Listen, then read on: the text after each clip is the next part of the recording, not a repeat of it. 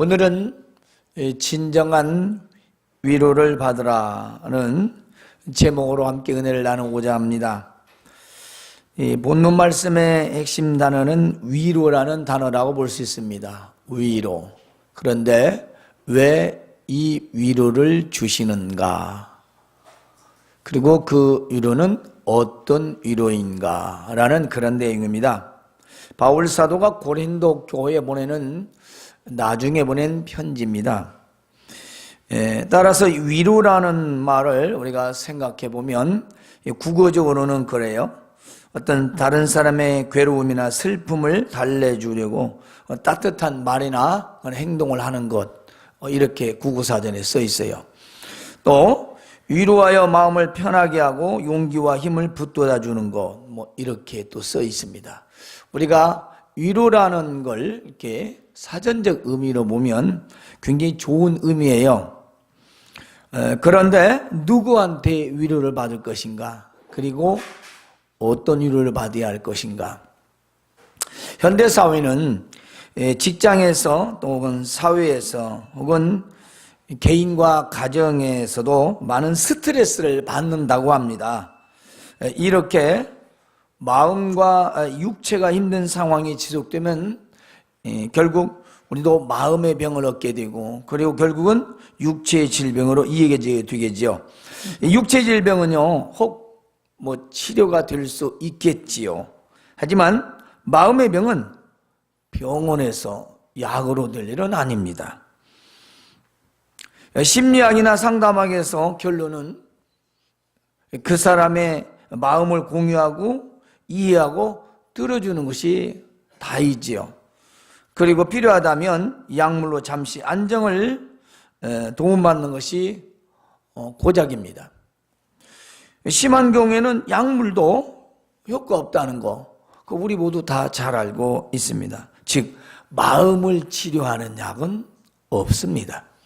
마음을 치료하는 의술도 없습니다.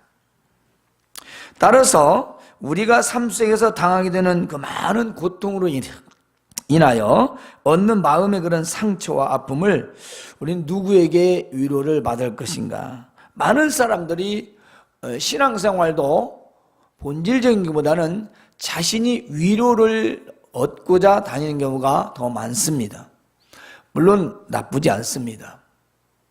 다른 데 가서 위로 받느니 하나님 말씀으로 또 은혜로 위로를 받는 게 좋겠지요. 그러나 오늘 우리가 생각하는 그 위로와 오늘 바울 사도가 그 고난 가운데에서의 그 위로는 어떤 차이가 있을까요?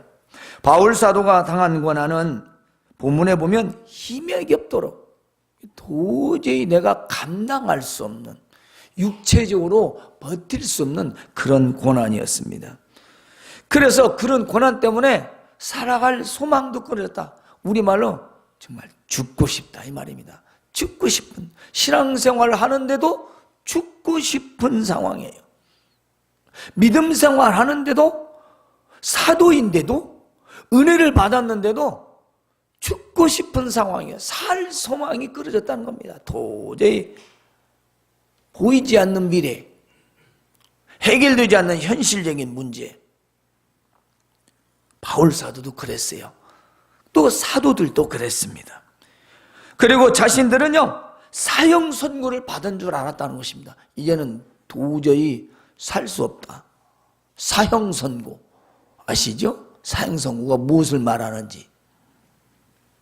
그런데 바울 사도는 이런 고난을 당하게 된 것은 그 이유가 굉장히 훌륭합니다.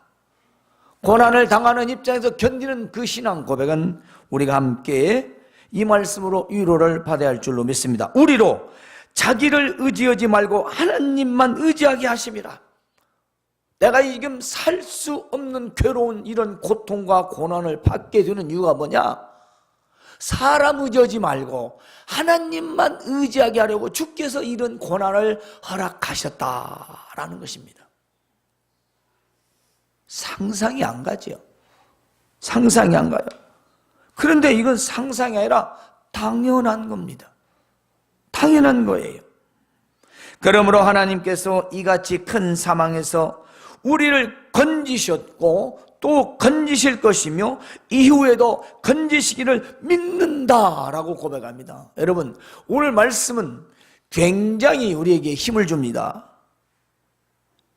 이같이 내가 하나님만 의지할 수 있는 건 바로 큰 사망에서, 이 큰 사망이 뭐죠? 바울 사도나 우리가 똑같아요. 큰 사망은 영원한 형벌의 대가인 지옥을 말합니다. 영원한 형벌, 영원 죽음, 거기에서 우리를 건지셨단 말이에요. 그리고 그렇게 건지신 주께서 앞으로 건지실 것이며 또 이후에도 건지실 줄로 믿는다 라고 고백합니다. 멋진 말씀 아닙니까? 큰 사망에서 나를 건지셨고 또 건지실 것이며 이후에도 또 건지실 줄로 믿는다. 그러니까 그 고난의 위로가 무엇이겠어요? 그렇습니다. 이 위로는 사람의 위로가 아니고 오늘 말씀을 통해 깨진 하나님만 의지하게 하는 이 고난을 알고 나를 어디에서 건져주셨는가? 앞으로 어떻게 나를 또 건져주실 것인가를 확실히 믿는 그의 믿음에 있었습니다. 그러므로 우리는 진정한 위로는 하나님께로부터 오는 것입니다. 그래서 먼저 우리는 하나님의 위로를 받으라. 본문 3절에 있는 말씀에서도요, 찬송하리로다 그는 우리 주 예수 그리스도의 하나님이시요 자비의 아버지시요 모든 위로의 하나님이시며, 그렇습니다. 모든 위로. 하나님은 어떤 위로를 주시는 분인가? 사람의 위로는 한계가 있습니다. 들어주는 사람도 한계가 있고요. 그렇죠? 말하는 사람도 한계가 있어요. 여러분, 누구인가 한테 그 다른 사람의 고민이나 그 고통의 그런 말들을 날마다 한번 들어준다고 생각해 보세요. 그것도 같은 말, 같은 내용. 그것도 한두 번이지. 얼마나 많이 들어줄까요? 나중에는 형식적입니다. 말하는 사람도 하다 보면 내가 지금 무슨 말을 하고 있지? 내가 왜 맨날 똑같은 말 하고 있는 거야? 본인도 또 그렇게 생각합니다. 우리 사람은 그렇습니다. 들어주는 사람이나 말하는 사람이나 모두 한계가 있다는 거죠. 아니, 해결할 수 없다는 겁니다. 해결할 수도 없고 해결해 줄 수도 없고 그냥 들어주는 것입니다. 그냥 공감해 주는 거죠. 그래도 물론 우리에게는 상당한 위로가 되긴 됩니다. 하지만 하나님의 위로는 무한하십니다. 그리고 어떤 위로도 다 우리에게 해 주실 수 있는 분입니다. 하나님은요, 우리 하나님이시며 우리가 믿는 우리 주님의 아버지시며 또한 우리의 아버지십니다. 하나님은 자비의 아버지십니다. 그리고 모든 위로의 하나님이시라고 합니다. 이 모든 위로라는 어떤 상황, 어떤 상태에서 어떻게 되었든지 간에 어떤 시간이든 간에 어떤 사건이든 간에 어떤 문제이든 간에 거기에서 다 위로해 줄 수 있는 분이라는 것입니다. 우리 사람은 한계가 있지만 고통도 고민도 한계가 있고 위로도 한계가 있지만 하나님은 어떤 문제든 어떤 갈등이든 어떤 아픔이든 어떤 상처든 간에 모든 상황에서 모든 위로를 해 주실 수 있는 분이라는 것입니다. 또한 우리 하나님은 모든 환난 중에서 우리를 위로하시는 분이십니다. 모든 환난 중에 있는 자들을 능히 위로하게 하시는 분이다. 저는 이 말씀이 굉장히 위로가 되었으면 좋겠어요. 세상의 위로는요 늘 한계제라고 했습니다. 그리고 내가 위로를 들어줘야 돼요. 상담사들이 고민은 더 많고요, 심리학사들이 더 머리가 복잡하대요. 맨 남의 이야기만 받으니까. 그래서 한 번씩 풀어야 된대요. 자기들도 뇌를 남의 맨 안 좋은 얘기만 듣다 보니까. 그래서 갈등도 더 많대요. 심리학 박사, 상담 박사 그래요. 왜냐, 사람이 이야기를 다 해결해 줄 수 없잖아요. 그 마음의 이야기, 자기만 한 고통. 물론 해결해 줄 수 있는 부분도 있지요. 그런데요, 우리가 하나님께 받는 위로는 말입니다, 하나님께 받는 위로는 내가 위로를 받았으면 나만 위로를 받는 게 아니라 다른 사람도 능히 위로해 줄 수 있는 그런 위로라는 것입니다. 이것은 애프터 서비스가 확실한 위로라는 것이죠. 나도 죽었는데 내가 너까지 위로해? 너나 잘하세요. 아니 나도 죽겠어. 우리는 이 정도잖아요. 예, 그만 얘기해. 나도 지금 치고 힘들고 복잡해. 머리가 뽀개지려고 그래. 그러잖아요. 그런데 하나님의 위로는 그렇게 고통이 심한 중에서도 받으면 다른 사람의 고통과 고민들을 위로해 줄 수 있는 그런 위로라는 겁니다. 능력이 있는 위로라는 거지요. 왜냐, 이건 사람이 주는 위로가 아니라 하나님께서 주시는 위로이기 때문인 것입니다. 이 말씀은요, 우리가 받는 위로를 통해 다른 사람이 환난 중에 있는 자들을 위로해 줄 수 있다는 것입니다. 그러므로 하나님께 위로를 받는 자는 다른 사람도 진정으로 위로할 수 있습니다. 그러므로 하나님의 위로를 받아야 되겠죠. 그러면 이 하나님의 위로는 무엇일까요? 바로 그리스도의 고난을 말하고 있습니다. 잘 매치가 안 되는 것 같은데 생각하면 너무 쉽습니다. 자, 예수님의 십자가의 고난을 통해 위로를 받으라. 다른 말로는 예수님의 십자가의 고난을 보면서 위로를 받으라. 예수 그리스도는 누구십니까? 어떤 고난을 받으셨죠? 누구를 위해 받으셨습니까? 우리는 너무 잘 알고 있습니다. 우리 죄를 위하여 십자가에서 고난을 받으셨지요. 그리고 3일 후에 부활하셔서 우리의 산 소망이 되었습니다. 그래서 본문에서도 그리스도의 고난이 우리 생활에 넘치듯이, 이게 무슨 말씀이냐면 그리스도의 고난이 우리의 삶 속에서 항상 있다. 그러니까 믿는 사람은 믿음 때문에 당하는 고난이 많이 있다 이 말입니다. 그리스도와 함께 당하는 고난이 우리에게 있는데 그렇게 많은 것처럼 또한 위로도 그 그리스도를 통해서 많이 있다. 이 말씀은 우리가 수많은 시련과 고통과 그리고 고민과 갈등이 있을지라도 우리가 믿음으로 당하는 고난이기 때문에 우리는 그 많은 고난과 그 고통들도 위로는 바로 그리스도를 통해서 우리는 얻을 수 있다. 주님의 고난을 바라보면서 우리는 동일한 은혜를, 동일한 위로를 받을 수 있다는 것입니다. 여러분, 이 말씀을 좀 더 쉽게 말하면 우리가 고난을 당할 때, 슬픔과 고통을 겪고 있을 때 예수님의 십자가의 고난을 생각하라는 것입니다. 그보다 더 힘들겠습니까? 그냥 우리 상상적으로 그렇게 생각하지 마시고 정말 십자가의 고통이 얼마나 큰지를 우리가 묵상하면서 마음속에 한번 생각해 보자는 거죠. 내가 부모한테 잘못을 저지르고 매맞을 짓을 했음에도 불구하고 용서를 받으면 그렇게 기분이 좋고 위로가 되는데 내가 죽을 죄를 지었어요. 그럼 내 대신 죽었습니다.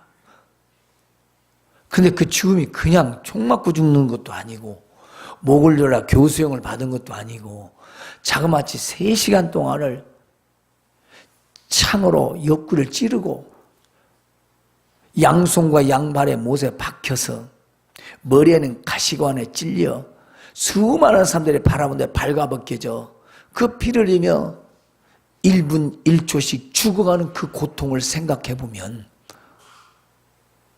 우리의 지금 삶의 고난과 고통이 뭐 그리 큰 문제가 되겠습니까? 그렇지 않습니까? 에? 여러분의 감기 몸살 한나절 1시간 10분만 해도 정신이 하나도 없습니다. 우리가 칼로 손만 주고 메워도 정신이 하나도 없습니다. 차라리 잠깐 목숨을 잃어버리면 고통이 짧잖아요. 12시부터 오후 3시까지 그 피를 다 흘리고 숨이 차오르면서 그 숨가쁘게 그 1초씩 죽어가는 그 괴로움과 고통은 감히 우리가 상상이 되겠습니까? 바울 사도는 그래서 위로가 된다는 것입니다. 여러분이 그런 고통입니까? 1분 1초 점점점 내가 숨이 조여오고 숨이 가빠오면서 고통에 가면서 죽어가는 그런 고통이냐 이 말이죠. 우리 삶의 고통이 위로가 되지 않습니까? 그걸 우리가 안 당하고 예수님이 당했으니까 말입니다.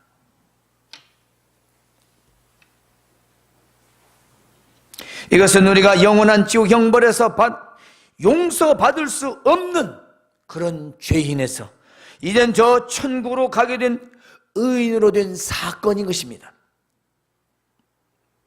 이건 도저히 우리는 위로받을 수 없는 사건인데 이 큰 사망에서 우리는 위로를 받았다는 거죠. 예수님이 대신 당하셨기 때문에 우리는 당할 필요가 없으니까 이 땅에서 예수 믿는 우리 믿음을 통해 살아가는 모든 삶 속에서 당하는 모든 고통 중에서 우리가 그분의 그 고통을 바라보면서 위로를 받을 수 있다는 것입니다. 난 여러분이 삶의 고통에서 바로 이런 위로 받으시기를 주님의 이름으로 축원합니다. 우리가 무엇을 보고 위로를 얻겠어요?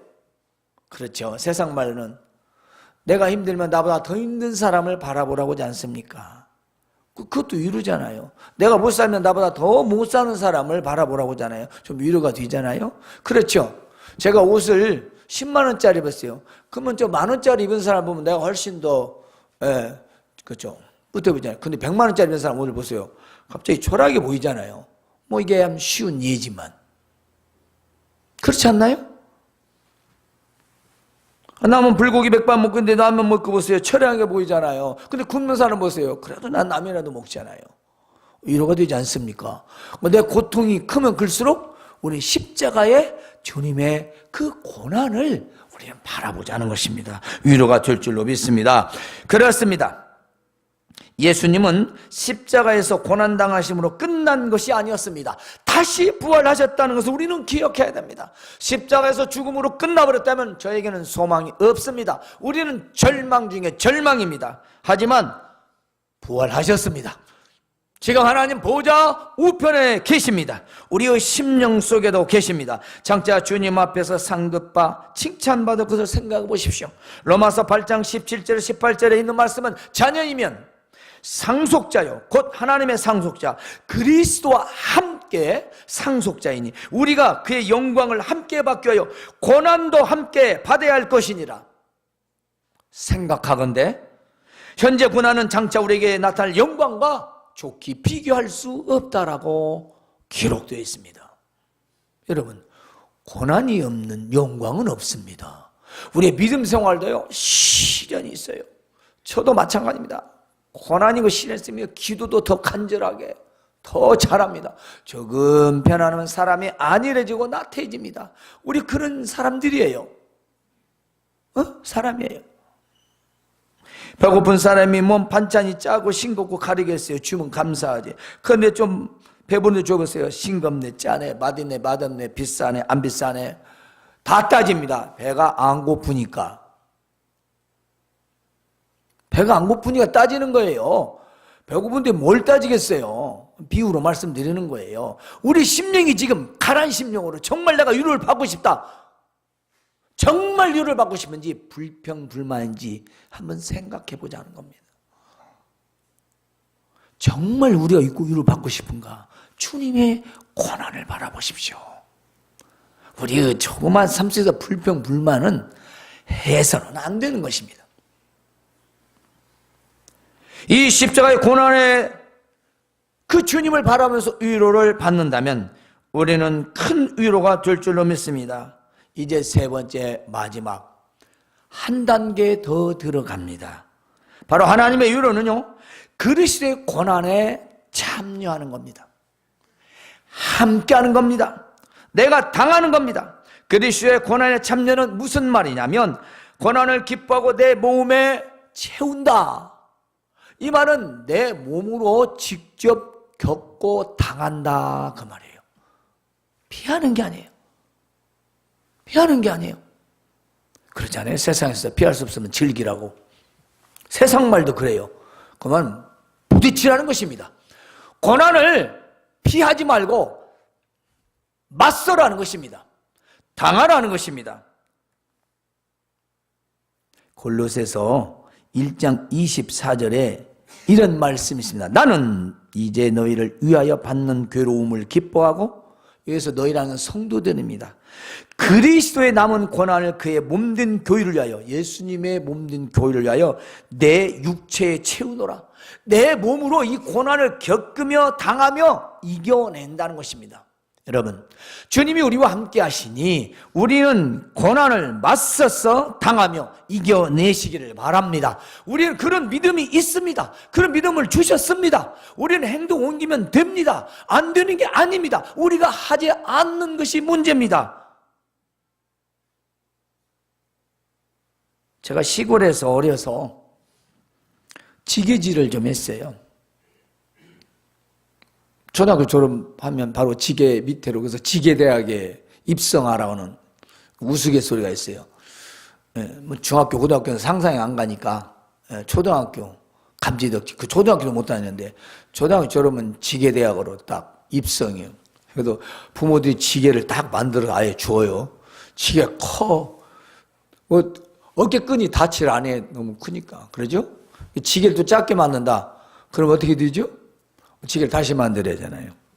그러니까 일반 지게를 만들어요. 어깨가, 키가 작으니까 쭉 컸어요. 끈을 줄여요. 그런데 제가 무슨 말을 하려고 하냐면, 이 짐을 지는 자들은 계산이 있어요. 내가 이걸 질 수 있을까? 아, 이거 무거워 못 지겠네?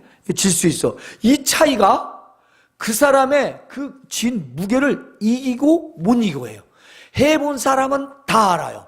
안 해본 사람은 몰라요.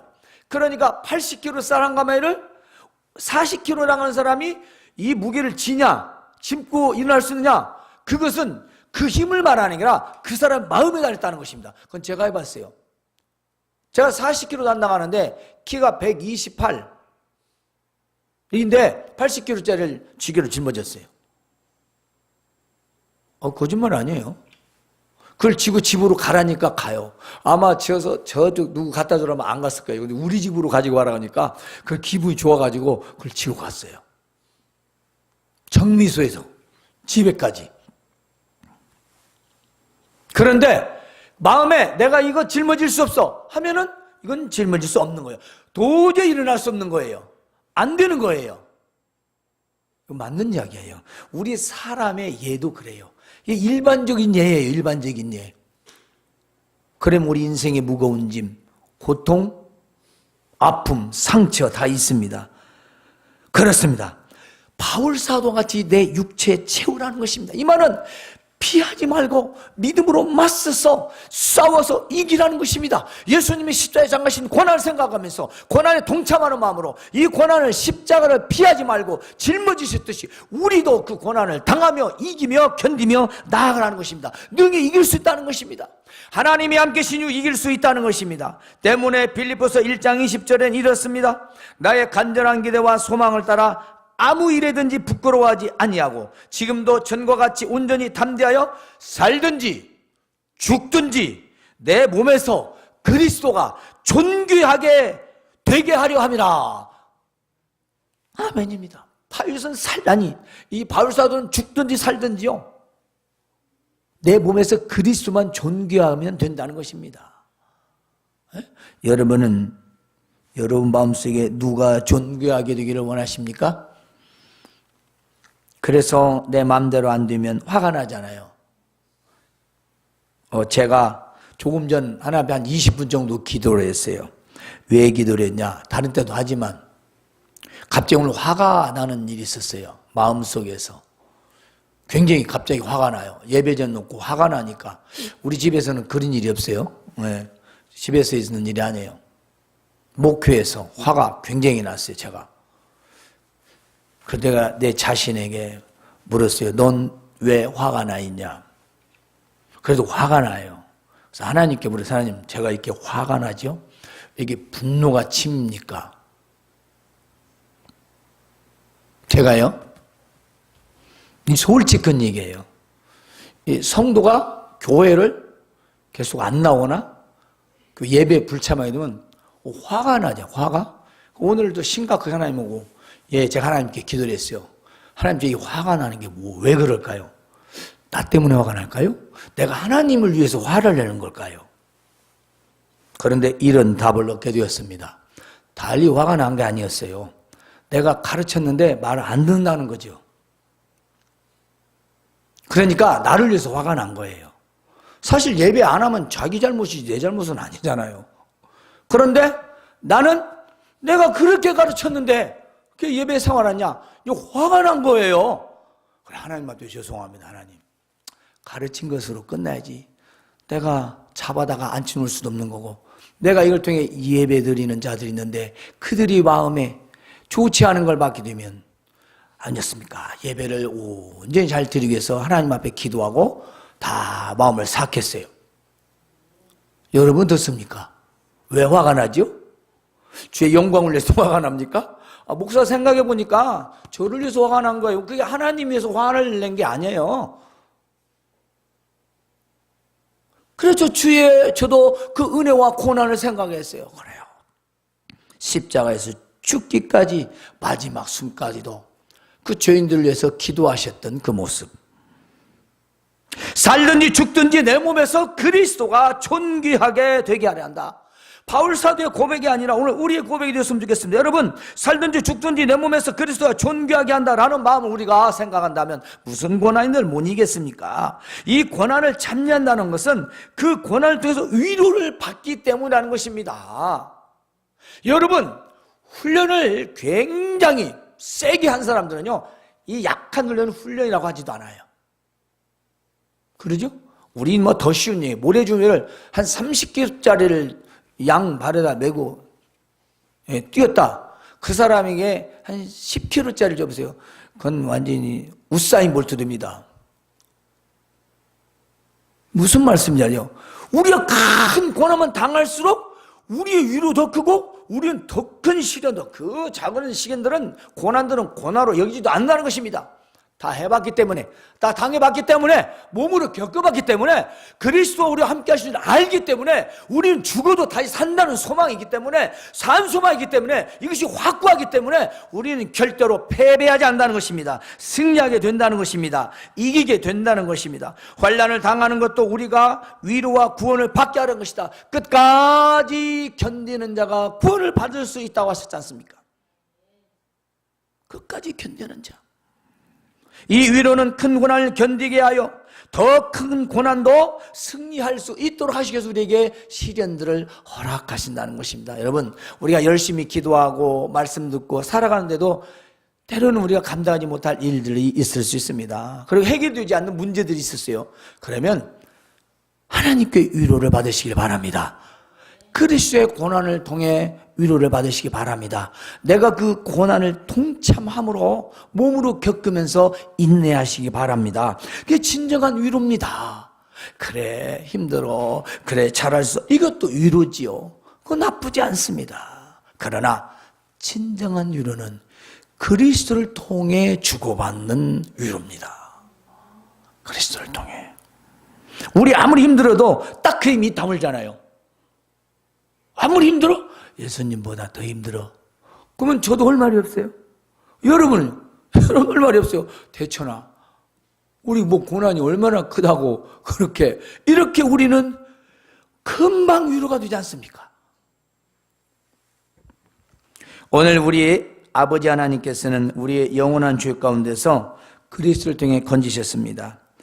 그러므로 앞으로 우리의 삶에서 당하는 큰 환난과 고통과 고난 중에서도 반드시 건지시고 또 건져 주실 줄로 믿는 것입니다. 잠언 28장 6절에는요 이런 말씀이 있습니다. 자기 마음을 믿는 자는 미련한 자요. 참, 여러분 어떻습니까? 누구 믿습니까? 누구 마음대로 사시죠? 내 마음대로잖아요. 그죠? 그런데 잠언에서는 자기 마음을 믿는 자는 미련한 자래요. 그래도 여러분들 그러죠? 그래도 내 마음이에요. 그러면 더 미련한 자예요. 그래도 나는 내 마음대로 살아요? 그럼 아주 미련한 자입니다. 근데 우리는 자기 마음대로 하는 걸 아주 자랑스럽게 생각을 해요. 전 내 마음대로 해요. 미련한 사람이에요. 근데 우리는 그걸 미련한 줄을 몰라요? 그렇습니다. 위로도 마찬가지입니다. 내 마음대로 위로가 아닙니다. 하나님의 위로만이 진정한 위로인 것이죠. 그러므로 사람의 위로보다는 하나님의 위로를 받으십시오. 그리고 십자가의 고난을 생각하며 위로를 받으시길 바라며 그리스도의 고난에 참여로 우리 몸으로 견디며 이기며 위로를 받으시길 주님의 이름으로 축원합니다.